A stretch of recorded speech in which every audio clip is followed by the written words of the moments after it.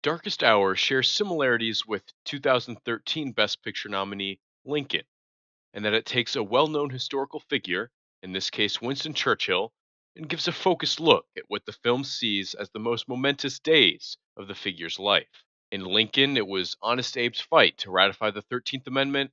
For Churchill, we see him take up the mantle of Prime Minister and be immediately challenged with the imminent death of the English army. If you watched Dunkirk this year and wanted a peek into the political discourse that led to those events, Darkest Hour gives its take on that. You cannot reason with a tiger when your head is in its mouth! While watching this film, it almost feels like someone thought, let's get Gary Oldman an Oscar, grabbed Oldman and threw him into the center of a historical drama. This obviously doesn't give enough credit to the work that went into making the movie, but everything outside of Oldman's turn as Churchill seemed fairly average. In the wake of Churchill, the remaining characters have little time to gain their own development. The audience gets just enough information on each person for their role in the plot to make sense, but it is hard to get truly invested in them unless you bring your own historical knowledge to the table. The actors portray these roles faithfully, so their lack of depth is never distracting, but it could have been stronger. The only standout side characters were King George, who we begin to understand why he feels the way he does about Churchill, and Clemmy, Churchill's secretary, who, like the king, has an attitude change towards Churchill. Speak to you for the first time as Prime Minister. The plot never gains the momentum it could, because we already know the end, and the challenges, or challenge, really, faced in getting to the end are not endowed with enough weight to feel truly impactful. The conflict of the film is just different forms of Churchill is too aggressive, we need to make a peace agreement, with Churchill responding, we can't, because, Hitler.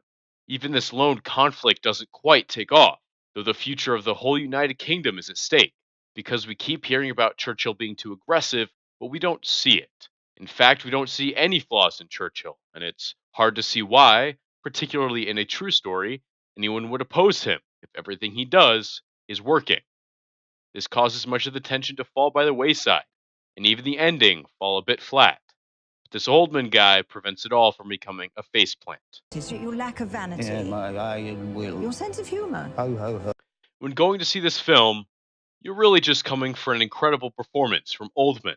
It pulls out all the Oscar baity stops, makeup, famous historical figure, changes in speech. But while this may never be his most remembered role, it was certainly one of his more challenging. Oldman is able to convey a range of emotions through a mask several layers thick of makeup and prosthetics. He gets Churchill's speech pattern down exceptionally well. On each scene he is in, which is almost all of them, he steals the attention of the audience and brings the emotions of the scene, whether tension, remorse, or happiness, to higher levels. Obviously, the highest points are when he breathes meaning into the already strong Churchill speeches. The film is almost entirely talking and almost entirely just Churchill talking. Many parts of this film, the side characters' plot, and some dialogue seem average, though certainly not bad, for a historical piece, and it's hard to see this film gaining much of an attraction without Gary Oldman in it. But that's sort of like saying Star Wars wouldn't be cool if it didn't take place a long time ago in a galaxy far, far away. For World War II buffs, this will probably be interesting, just to get a glimpse of the political intrigue.